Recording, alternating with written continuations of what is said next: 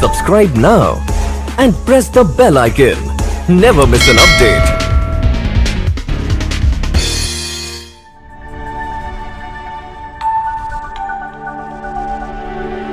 Hello, friends. Welcome to our session of Digital Marketing Strategy Part 2. If you have not watched the Part 1, you can just click on the eye icon on the right hand side on the top, and you can able to see watch the Part 1 video, or you can also see in the description below. I will give the reference to the Part 1 link in English. You can watch that, and then you can come to the Part 2 of the video. Now, what we have discussed in the Part 1 of our video, what exactly we have learned about in the Part 1 is I have explained about what is the importance of digital marketing strategy, how to know about company and business, and how do we define our buyer persona. How do we define the buyer persona? These topics we discuss in the part 1. And in this part, in a very simple and easy to understand way, I'm going to explain you about what do you mean by smart goal setting, how do we define an action plan, and then how do we work with short-term and long-term goals in our digital marketing strategy. Now, moving on, what is a smart goal? Generally, a lot of people are over ambitious when they are taking a digital marketing project. If it is personal project or it can be a client project, they will expect too many things to happen very quickly. Like client wants to be number one within no time, or the agency will give a assurance to company that you will be number one in so and so location within no time. But that is wrong, because always in digital marketing we have to start with smart goals. Now, what do you mean by a smart goal is basically S for specific, M for measurable, A for attainable, R for relevant, and T for time based, which means whenever we set a goal for our digital marketing process, and whenever we want to do a work of digital marketing, we have to set the goals which are actually achievable, which are attainable, which are specific, which are relevant to our business, and which are also time based. Then only it's going to work out in the results. So if you have a goal, for example, I want to be number one in Hyderabad. Now see, it is not very specific. Number one means what kind of number one, in what basis you want to be number one. Now, is it going to be measurable practically? Can you really measure you are number one or number two? Because very difficult, a lot of data will not be there in the market. Or is it really relevant to your business results? So what happens is, just broad goals which are generalized goals we have to avoid, and we have to take goals which are very specific and which are time based. Like I want to achieve so and so results in so and so time.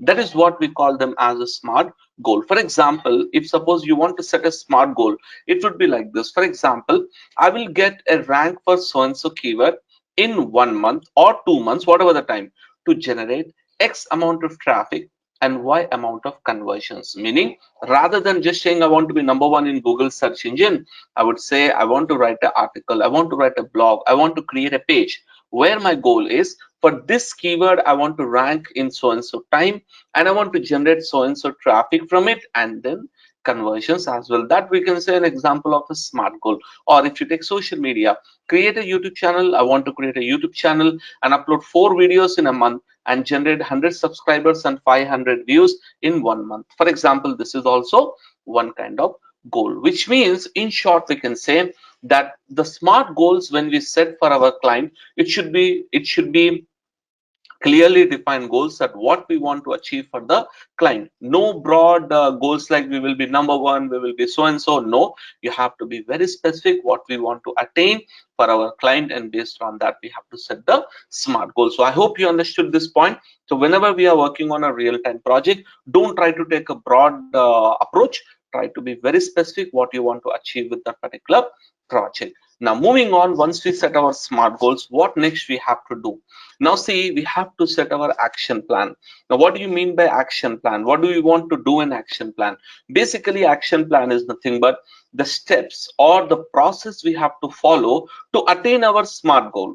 Now see, if I set a goal and it don't work, I'm not going to get any result. So what I want to do here is I want to set a smart goal, and then I want to prepare a step and process through which I have to attain that goal, through which I have to attain that smart goal, right? So the process we implement to attain our goal, to attain our smart goal, is basically what we call as a action plan. Now, generally what we will do is action plan can be divided into three categories. I will generally say action plan can be divided into three segments. One we call as low hanging fruits, where we want to immediately get to this low hanging, low hanging, in other words, I would say the easiest to attain goals. See, when I said the SMART goals option, different types of things we want to achieve in it. Lot of points you have to write, not just 1 or 2 points. Many points you will write, where you will first try to tackle those aspects which are easiest, which are the nearest to you, and get the benefit from that lowest hanging fruits. Which mean, well, let's give you an example of this. Second aspect we would like to go is short-term goals. So short-term goals, so short-term actions are those activities which you have to do in the beginning, and we can expect a result in 3 to 6 months of time. And one action plan would be a long-term goal, where of 6 months from now and 1 year from now, what are we going to do? What is our plan of action? Now, when we do bigger projects, you will have, short term, you have to have immediate goals. You should have a short term goals, as well as we will have a long term goals. Now let's understand what is the target, the concept target, the low hanging fruit. What do you mean by that? Now see, any project you work on, try to find out which are the easiest way to attain results. For example, here I will show you some results I'm showing here. For example, let's say you are doing a project for a driving school. Okay, now they want to be, one of the goal is to rank for the keyword driving school in Hyderabad on the first position and get so and so traffic and so and so result. Now what I will do, what is the point of low hanging fruit is, I will go to Google search engine and type for the keyword driving school in Hyderabad, where I will get Quora on the first position. Now immediately I understand that if Quora is ranking on the top, there is a maximum probability that I can write an answer and it can be on the top. Similarly, if you see on the right hand side, same kind of option. Now it can be a local listing also, it can be a YouTube video also, it can be a social post also. We don't know. You see, low hanging fruit is the idea where we want to reach, we want to get to the easiest parts first and try to get the maximum benefit from that elements. Which means, for example, let's say I'm now let's say working on an IELTS training program. So let's say I want to target the low hanging fruit for IELTS training. So let's say I'm looking for IELTS training. Now let's see what I got here. Now see, 1, 2, 3. So local, I have listings, that's fine, I would like to work on that. Now we have some listings, Suleka, then we have got British Council site. All right, and let's see anything else. Yeah, Quora we have got. So you see, this is our first approach, where I would like to immediately work out with this segment, because when I am going to target this area, this is my low hanging fruit, which is the easiest part to reach and easiest path to target, easiest way to target my audience. So likewise, you have to find out, for different industries there will be different websites, there will be different pages, there will be different kinds of data through which we can able to approach, we can able to right away get to the lowest hanging fruit. It can be in any way, it can be a Quora, it can be a blog, it can be a social media content, it can be an infographic, it can be an image, it can be anything which is relevant to the business, which we want to immediately apply and get value for our project. That is where I would say follow and get to the low hanging fruits, so immediately you can able to get the value out of that elements. That's the first point you have to do for any project. Now moving on, now the next option is short-term and long-term goals. Now basically, short-term goals are those elements where we will, as I said, 3 to 6 months, our goal is to achieve something in the period of time, 3 to 6 months, or even less than 6 months, I want to achieve something. So on the left hand side, you notice here we have local SEO. Now as I said, when someone was trying for IELTS coaching in Hyderabad, on the left hand side we have these 3 listings, which means the 3 listings are the very crucial elements, and with the help of local SEO we can attain there very quickly. Plus, if I am not, as I'm organic, will take some time, but I can go with local ads where I can attain the results much more quickly. I can able to get the results much more quickly comparative to local SEO. So that's where I will invest money, because digital marketing involves both organic as well as non-organic ways. So local SEO is something where I want to target and reach to the audiences from local results. And if that is taking some time, then I will go for a local ads campaign. Again, I can go for social media campaign, like I can work on YouTube, I can work on Facebook, I can work on different. That's again, I have to make a plan of action, how I want to achieve, what is the kind of business, who is my target audience. Already we discussed. Based on that, which social media is best for me, then I will work on that network. And paid advertising, PPC also I can work. And also you can work on influencer marketing for a short term basis to immediately boost your business, immediately get results. We can also work on influencer marketing by hiring, by getting in touch with an influencer in that niche or industry or a market.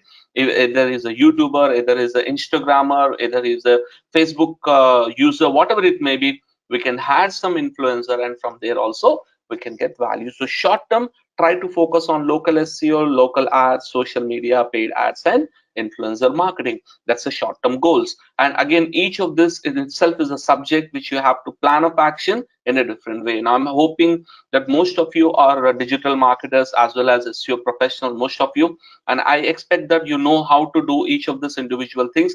Based on this is because an overall planning I'm giving here, but each topic will require individual plan of action and strategy. Now moving on to our long-term goals. Our first goal will be SEO. A lot of times even we are getting this a lot of trouble because of SEO. What happens, a client will sign up and say immediately I want results, but how would I get results for SEO immediately? It's not that easy. In fact, because of so many algorithm changes, it's not a case where the client will come in and we do some content we write and we get some backlinks and we get the ranking. No, it has to have, we have to give a good amount of time for getting the results from SEO. So keep SEO as a long-term strategy. I would say minimum I would say 3 to 6 months is the minimum time required for even a basic website to rank well and to get in genuine way, not on black hat SEO way, in a genuine way. So first thing I would like to look at is SEO. Second aspect, content marketing and blogging, where I would want to write a lot of content, valuable resources, valuable information, guides, and lot of stuff, so that I can have a long-term perspective of getting genuine customers to my website who are interested in my topic and subject. Then I will also focus on social media, again both organic social media and paid social media.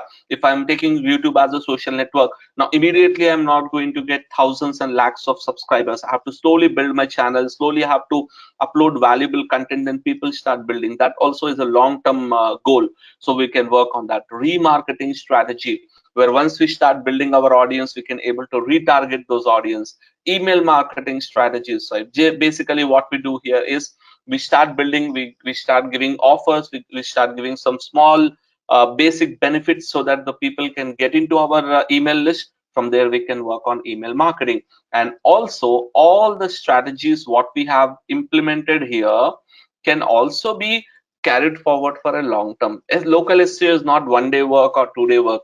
Once we start, we have to keep going, we have to keep posting photos, we have to keep updating posts, we have to keep responding to reviews. It's a long term process. We can take it local ads, we can take it in long term. Paid advertising, we can take in long term. So every single strategy we discuss in short term, quick results, valuable results, and outcome, quick outcome, we can go for short term. And as we progress forward, we will go for a long term strategy, wherein we can able to get more relevant users, we can able to get more targeted audience when we have a long-term plan. So always remember this point whenever you are building a strategy. Make sure for the client what is the most important goal, what he wants to actually achieve. He wants traffic, he wants leads, he wants sales. What is his goal? Based on that, and what is his expected time result, then you tell him, you suggest him. A lot of time what happen, digital marketers will ask client, what do you want me to do? Because client will tell boss, you are digital marketer, you tell us what you can do for us. So it's our duty to find out what is best for the client and suggest boss, these things are best for you. If you implement this, immediately you will get results, immediately you can get the results. For example, some clients will say, sir, from day one itself we want results. So I would say fine, then in that case I would suggest you to go with social media marketing and paid advertising, which I suggest is the best for your business. If it is a local business, I will suggest them local ads and local SEO, because that gives results very quickly comparative to our long-term strategies. And out of all these short-term and long-term goals, our major results what we are going to expect is brand awareness, visibility of the brand. Then we want to convert them as visitors, that is again a strategy, and then convert them into leads. Now this topic is already discussed in a video or related to inbound marketing. One video I have uploaded where we have inbound marketing strategies, where we have an entire plan of action of how to get a stranger to become your customer and promoter of your brand. So the idea here is try to mix these things, right? You have to mix and match. It's not fixed for every client. So whenever we make a digital strategy, make one rule that every client is not the same. For every client, I have to give a different plan of action. I have to have a different set of goals, and accordingly I have to perform different actions for different clients in a real-time scenario. That is how we can able to achieve some value, we can able to achieve some results for our clients. So this is a process where we first start with low-hanging fruit, second we start with short-term goals, third we start with the long-term goals. And once we get to these options, the next very vital and important aspect is measuring. Now, one of the biggest challenges, a lot of people spend a lot of money in one channel, and without measuring, they keep spending money on that. For example, let's imagine a situation where someone thought PPC is good for a business and they started investing a lot of money in PPC, but it didn't work out. Now they don't have money to invest, and if you give them a suggestion of social media, they say we don't have money. So what I'm going to do here? So here I would tell you a very simple strategy, a simple idea which I have learned from a book. I will explain you that concept. This book is with the name Traction, written by the one of the co-founder of DuckDuckGo, one of the competitors of Google search engine. He wrote a book, Traction. Okay, so in that book he explains about a strategy called as bullseye strategy. So what is his idea is, for example, we will have one circle where we will think about all the strategies we can use for promotion, to get the traction, to get the results for our business. In that we include everything. Now in further in that, we will create another subset of those exact strategies which will be very relevant, which will work for us, and we will do some tests as well. Now first we started with all the options, then we eliminated some of them which were not feasible, and then we have taken a subset of elements which we consider will work.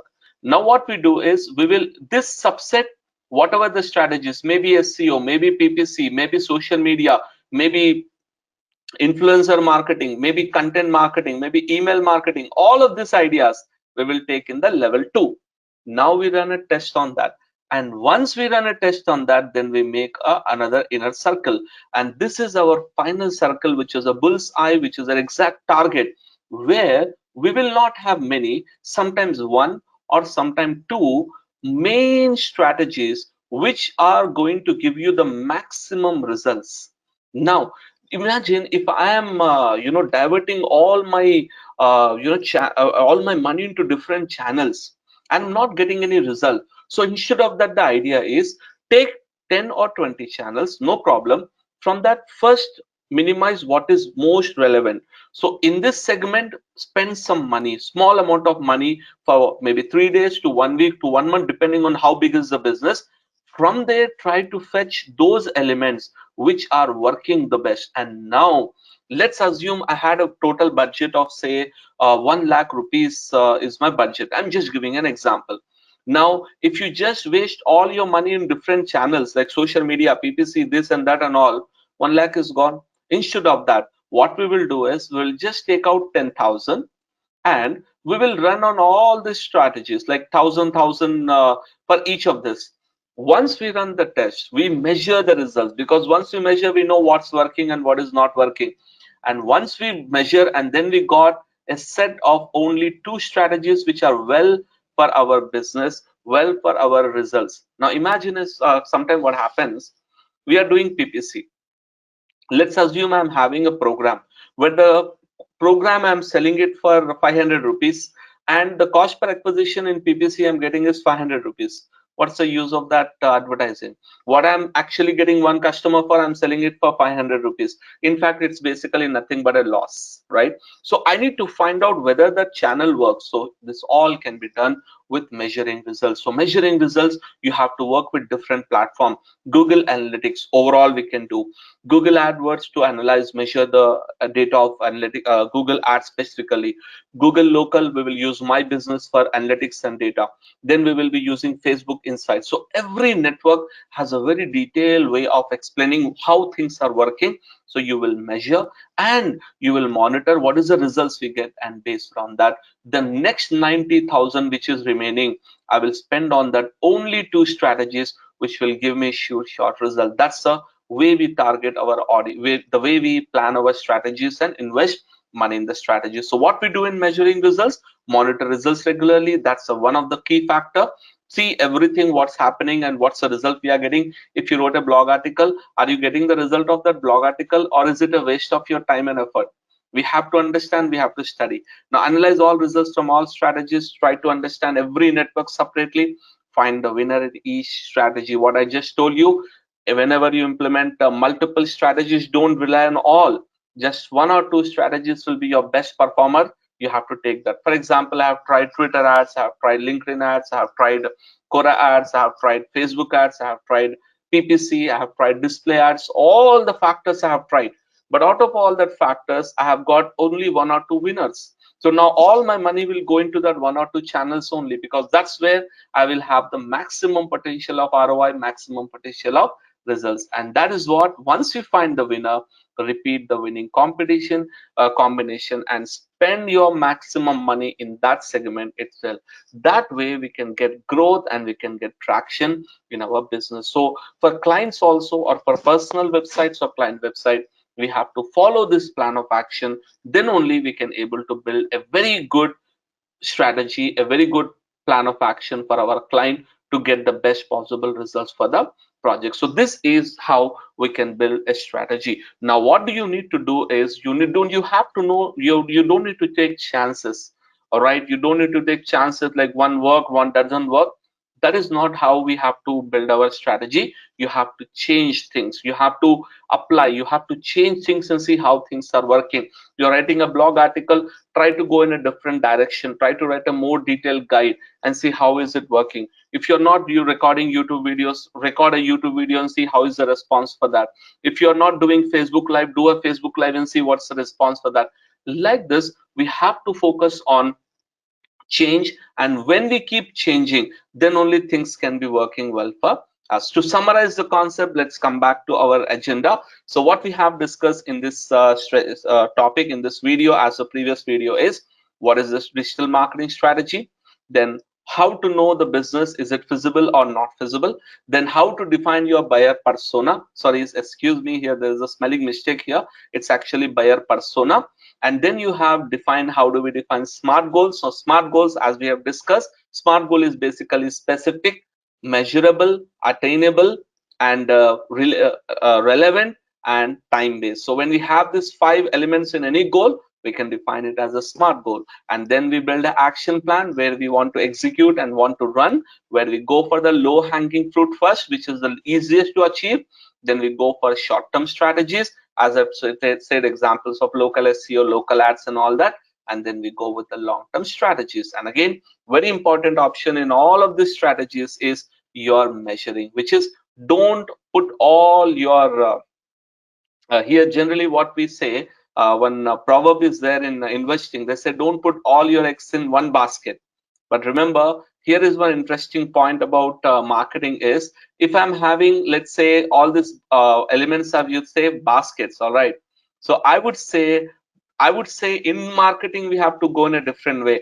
Put all your eggs in one basket, the basket which works well, so that you get the maximum results, instead of putting your eggs in different baskets. So measuring results with analytics and all the aspects we have to work. So this is how a digital marketing strategy is built. A digital marketing strategy has to be implemented, then only you can show results, the client can see results, and consistently when you work on the project, then you can able to say that yes, this particular concept, this particular strategy is working for my business. I hope you have understood the subject of digital marketing strategy. This is part 2 of our video, and part 2 you can watch from the description. I'm giving the link. And if you have liked this video, please like and share, and also comment if you have any questions, and please subscribe to our channel and press the bell icon.